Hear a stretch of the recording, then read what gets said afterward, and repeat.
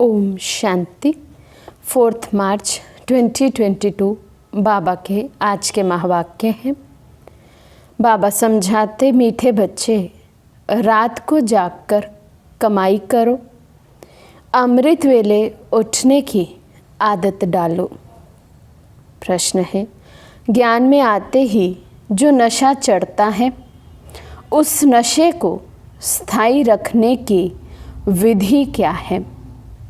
बाबा समझाते, जब ज्ञान में नए नए आते हैं तो बहुत नशा चढ़ता है। उसी समय अपने आप से अनेक प्रतिज्ञाएं भी करते हैं। बाबा कहते, वे प्रतिज्ञाएं डायरी में नोट कर लो, फिर उसे रिवाइज करते रहो तो नशा स्थायी रहेगा। नहीं तो माया के तूफानों में आने से नशा उड़ जाएगा। अगर कोई भूल चलते चलते हो जाए तो फौरन सुनाकर हल्के हो जाओ, फिर दोबारा वे भूल ना हो, नहीं तो वृद्धि होती रहेगी। तो बाबा के जब हम बनते हैं बहुत नशा चढ़ता है। बाबा कहते उस नशे को सदा स्थायी रखने के लिए उस समय जो भी हमने बाबा से प्रतिज्ञाएं की हो, वायदे किए हों, उन वायदों को, प्रतिज्ञाओं को डायरी में लिखकर रोज रिवाइज करने से स्थायी नशा बना रहेगा। और यदि कोई भूल हो जाती है तो बाबा कहते बाबा को सुनाकर हल्के हो जाना है और ऐसा पुरुषार्थ करना है कि वो भूल फिर दोबारा कभी ना हो। गीत है, दुखियों पर रहम करो माँ बाप हमारे। ओम शांति। ये गीत बहुत अच्छा है क्योंकि दुखी तो सारी दुनिया है और याद भी करते आए हैं तुम माता पिता, तुम्हारी कृपा से सुख घनेरे मिलते हैं। इस समय सारी दुनिया दुखी है, इसलिए फिर बाप को याद करते हैं तो माँ को भी ज़रूर करेंगे। ये गीत बहुत अच्छा है। तुम जानते हो, माँ बाप के पास जन्म लेने से हमको वर्षा मिलता है 1 सेकंड में। भारत में ये गायन है। बच्चे अब सन्मुख बैठे हैं। जगत अम्बा है तो ज़रूर जगत पिता भी होगा, उनके ऊपर भी कोई होगा, क्योंकि इस समय सुख धाम का वर्षा मिलना है। तो सुख धाम की स्थापना करने वाला माता पिता भी चाहिए। कोई माता पिता साहूकार होते हैं तो उनका फर्स्ट क्लास घर होता है। कोई माता पिता गरीब होते हैं तो घर भी ऐसा ही होगा। सतयुग में देखो, राधे कृष्ण हैं, उन्हों को पहली बादशाही मिली है। राधे ज़रूर कोई राजा के पास जन्म लेगी तो राजकुमारी होगी और श्री कृष्ण राजकुमार होगा, फिर उन्हों की शादी करनी ही है। ये तो बरोबर है। माता पिता अब दैवी राजधानी स्थापन कर रहे हैं। देवी देवताएं सूर्यवंशी महाराजा महारानी थे। तुम जानते हो इन्हों को ये मर्तबा कैसे मिला? राम सीता को चंद्रवंशी राजाई कैसे मिली? कलयुग के अंत में तो कुछ भी नहीं है। ये है पढ़ाई से राजाई।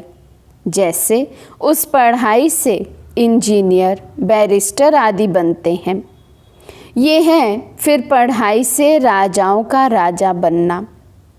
एक ही बाप है जो राजाई पद के लिए राजयोग सिखलाते हैं और कोई ऐसी यूनिवर्सिटी नहीं जहां राज्य पद प्राप्त करने के लिए पुरुषार्थ कराया जाता हो।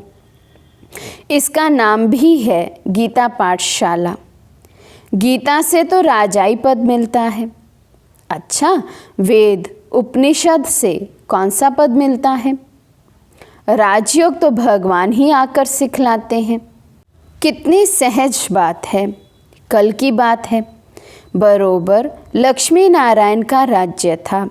गाते भी हैं, क्राइस्ट से 3000 वर्ष पहले देवताओं का राज्य था।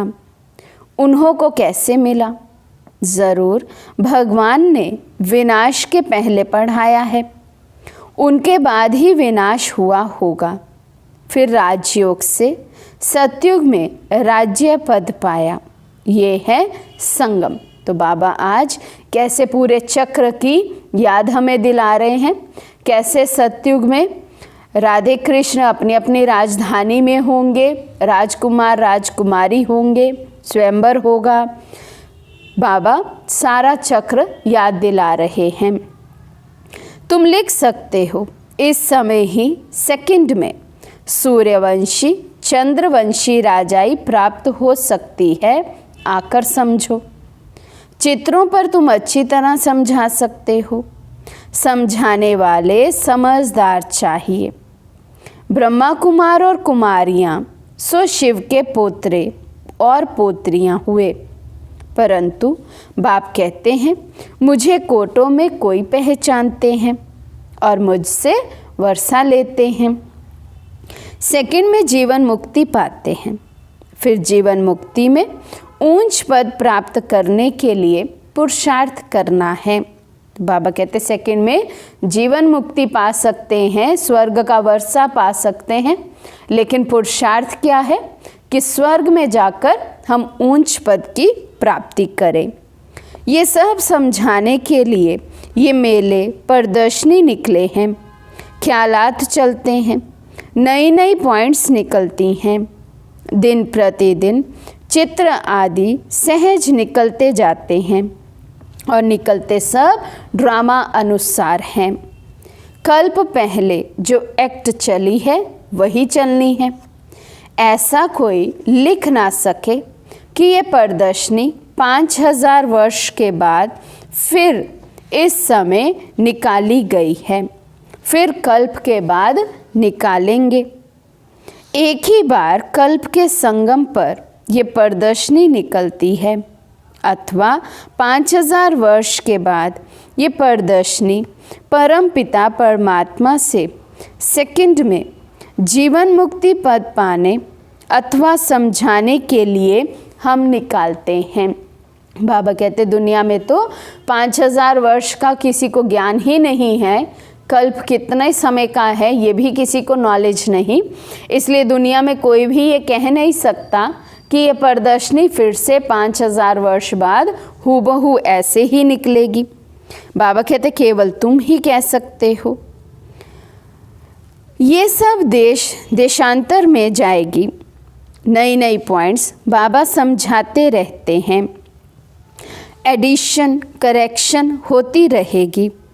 वो लोग रामायण आदि छपाएंगे तो वही छापेंगे। इसलिए हमको कहते हैं आगे तुम क्या लिखते थे, अब क्या लिख रहे हो। बाबा कहते हैं मैं तुमको रोज़ नई बातें सुनाता हूँ। तो बाबा नई नई पॉइंट्स बताते हैं, नई नई युक्तियाँ रचते हैं। तो वैसे वैसे ही प्रदर्शनी में चेंज होता रहता था, चित्रों में चेंज होता जाता था। तो बाबा कहते वे जो शास्त्र लिखने वाले हैं वे तो हूबहू कॉपी करते हैं, वही लिखेंगे बार बार, लेकिन हमारे रोज़ के नए पॉइंट्स बदलते हैं। तो इसलिए बाबा कहते हैं लोग जो अन्य आत्माएं हैं वो ये भी प्रश्न उठा सकते हैं कि पहले क्या लिखते थे, अब तुम क्या लिखते हो। बाबा कहते हैं मैं तुमको रोज़ नई बातें सुनाता हूँ, सब इकट्ठी थोड़ी सुनाऊँगा। उन्होंने लिखा है युद्ध के मैदान में गीता सुनाई, 18 अध्याय की गीता बनाई है। जो संस्कृत में होशियार होते हैं वे आधा घंटे में श्लोक कंठ कर लेते हैं। मुख्य है ही गीता, बाकी भागवत में तो कहानियाँ हैं। गीता को ही संस्कृत में बनाया है, छोटी सी गीता संस्कृत में बनाई है। ज्ञान सागर बाबा तो इतना ज्ञान सुनाते हैं जो सागर को स्याही बनाओ, जंगल को कलम बनाओ, सारी पृथ्वी को कागज बनाओ तो भी पूरा ना हो। उन्होंने तो 18 अध्याय में पूरा कर दिया, परंतु ऐसे तो है नहीं। ना कोई संस्कृत की बात है, हिंदी भाषा चलती है।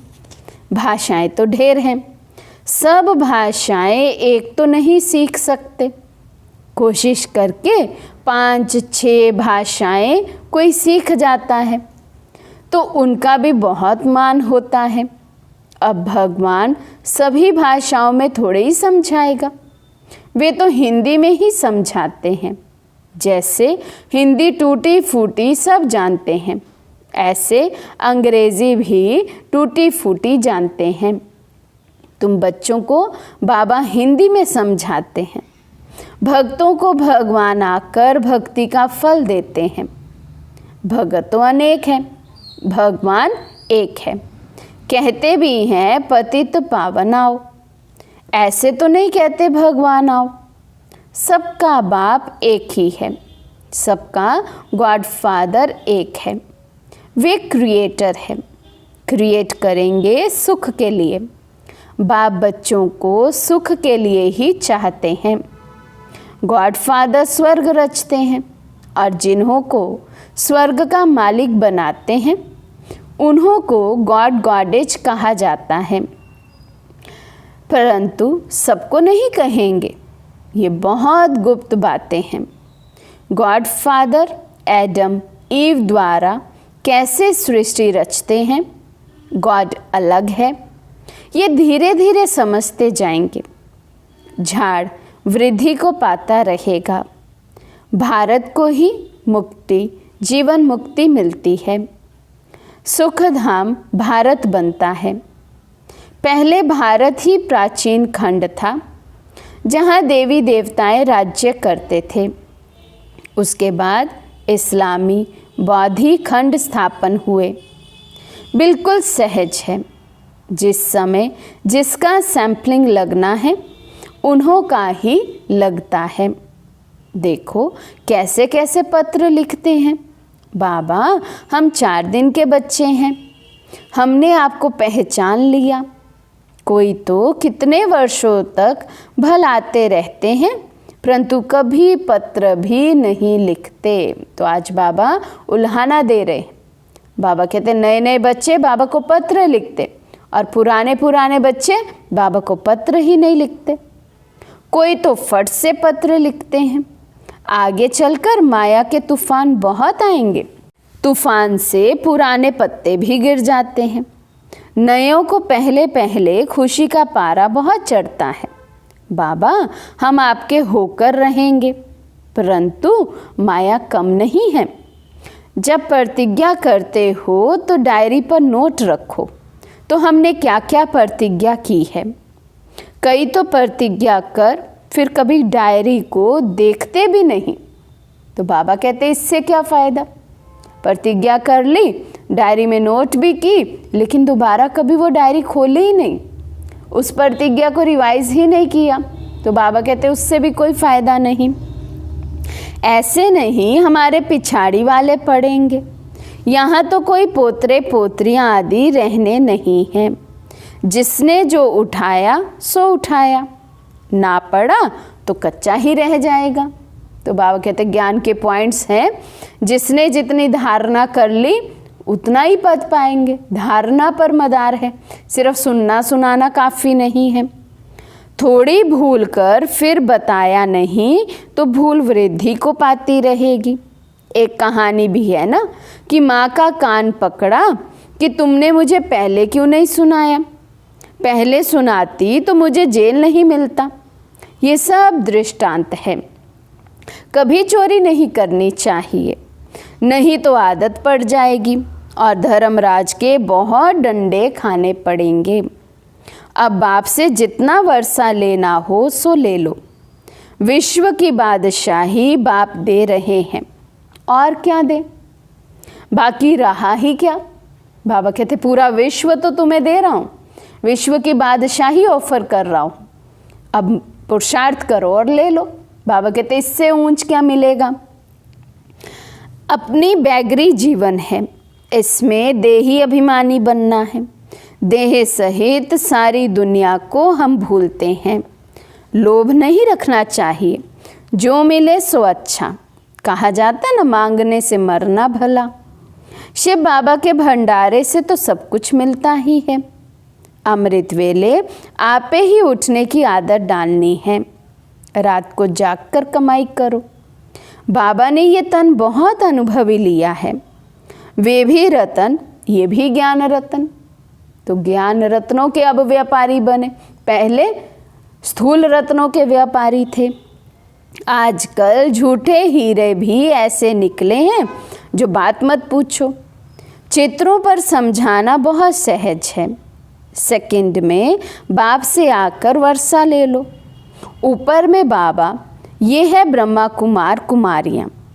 जब से हम बाबा के बने तो जीवन मुक्ति का वर्षा तो है ही, बाकी हम पुरुषार्थ करते हैं ऊंच पद पाने का। परम पिता परमात्मा ब्रह्मा द्वारा मनुष्य सृष्टि रचते हैं। बांधेलियाँ कहती हैं, बाबा बस हम आपको ही याद करते हैं, भल हम नहीं मिलेंगी परंतु वर्षा तो ज़रूर लेंगी ना। कितना वंडर है। तो बाबा को कितना वंडर लगता है। ऐसे बंधन वाली आत्माएं हैं जो कभी बाबा को सन्मुख मिलती नहीं है, लेकिन बाबा कहते पुरुषार्थ ऐसा है, याद इतनी पक्की है तो ऊंच पद पा लेते हैं। ढेर बच्चे हैं, जैसे प्रभाव निकलता जाएगा तो बांधेलियाँ भी छूटती जाएंगी। बहुत है जो पति की भी गुरु बन जाती हैं। वे लिस्ट निकालेंगे कितनी स्त्रियां पति का गुरु बनी, फिर पति भी लिखें कि मुझे इसने ज्ञान दिया इसलिए ये मेरी गुरु है। पुरुष कहेंगे बरोबर स्त्री मेरा गुरु है, ऐसे थोड़ी कोई मानेंगे। माता गुरु बिगर कोई का उद्धार हो ना सके। कलश जगत माता को मिलता है तो जगत माता ही गुरु हुई ना। आजकल स्त्रियों को बहुत मान देते हैं। बाप भी कहते हैं माता गुरु बिगर मुक्ति जीवन मुक्ति मिल नहीं सकती। तो जब माता द्वारा एडॉप्ट हो तब जीवन मुक्ति मिले। माता को गुरु समझना चाहिए। बच्चों को अपना अहंकार नहीं रखना है, माताओं को मर्तबा देना है, फॉलो करना है, देह अभिमान नहीं होना चाहिए। अपने को निरअहंकारी समझना है। बाप भी अपने को निराकार समझते हैं। तुम कहेंगे I am incorporeal come corporeal, जैसे लिखते हैं ना हॉस्पिटल कम यूनिवर्सिटी। ये सब बातें समझाने के लिए दी जाती है। सब में एक रस धारणा नहीं होती। पुरुषार्थ कर धारणा करना और कराना है। सुना और सुनाया, तुरंत दान महापुण्य। धन दान नहीं करेंगे तो साहूकार कैसे बनेंगे। तो ज्ञान भी धन है। बाबा कहते हैं यदि इसका दान नहीं करेंगे, किसी को ज्ञान धन बांटेंगे नहीं, ज्ञान सुनाएंगे नहीं, बाबा का संदेश देंगे नहीं, तो फिर सतयुग में ऊंच पद कैसे प्राप्त करेंगे, अर्थात धनवान कैसे बनेंगे। तुम हो सबसे जास्ती लोभी। सारे विश्व का मालिक बनने की कितनी भारी कामना है। हर एक को सदा सुखी सदा शांतमय बनाना है। शुद्ध लोभ है ना, पूरे विश्व का मालिक बनना।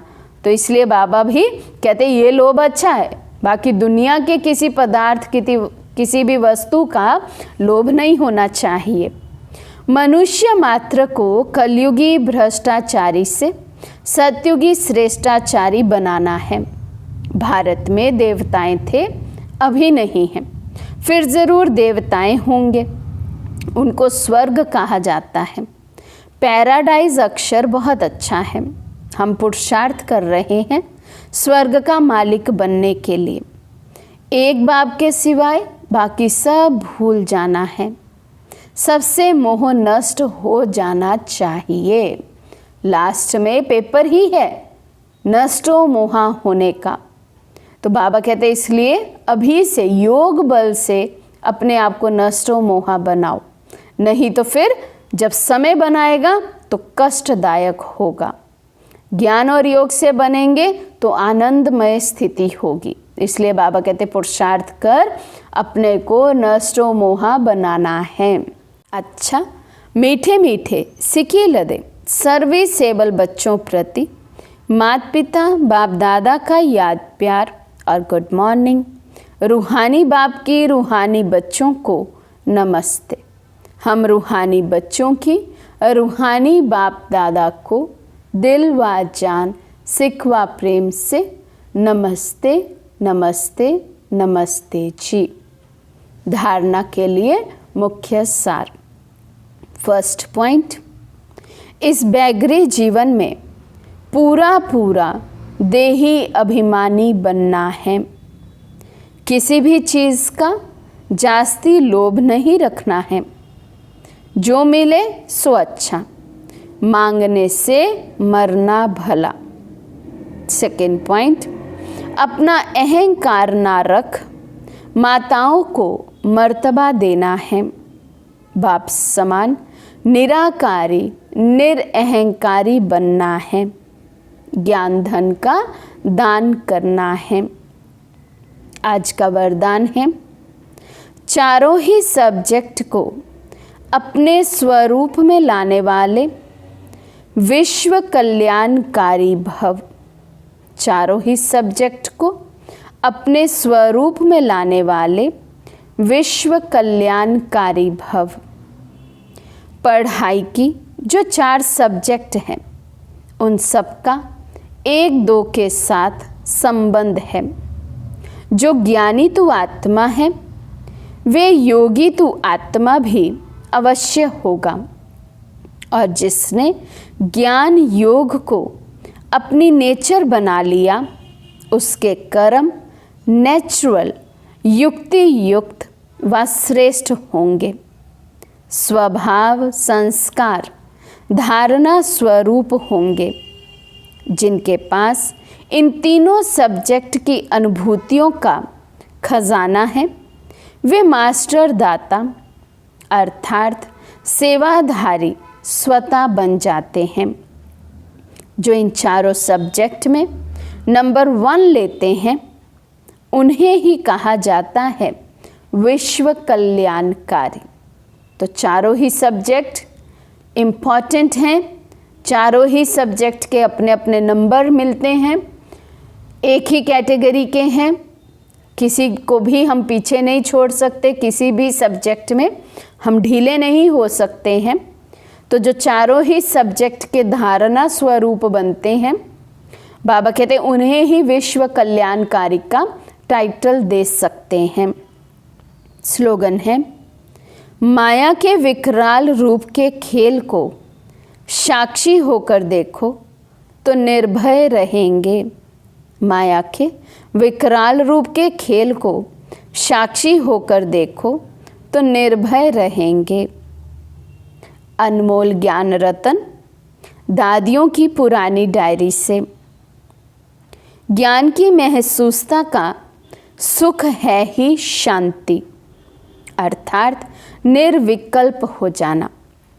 ज्ञान की महसूसता का सुख क्या है? निर्विकल्प हो जाना। बहुत अधिक संकल्प नहीं चलना, मन में कोई उलझन नहीं होना। अंदर जाने से शांत रूप हो जाते हैं। इस अविनाशी ज्ञान से संपूर्ण शांति के स्थान पर जाएं पहुंचते हैं। शांत अर्थात योग नेष्ठी अवस्था को धारण करने से योग की बहुत तेज अर्थात लाइट निकलती है।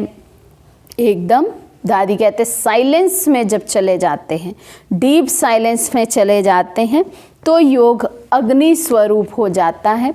योग से बहुत लाइट माइट निकलती है। जो दिन रात ऐसी मीठी योग की अवस्था में रहते हैं उन्हें अपरम अपार खुशी रहती है। उनके सब हद के बंधन टूट बेहद की स्थायी खुशी प्रकट हो जाती है।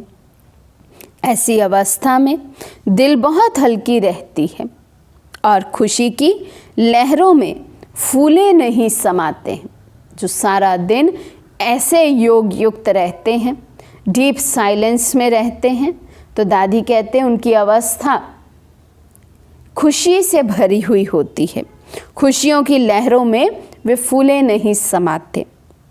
यही योग की चाबी है जो हम दैवी वत्सों ने पिता ईश्वर द्वारा प्राप्त की है। ऐसा योग बाबा आकर हमें सिखाते हैं जिस योग से हमारी अवस्था सदा काल के लिए शांत स्वरूप हो जाए, सुख स्वरूप हो जाए, खुशी में सदा हम झूमते रहें। अच्छा, ओम शांति।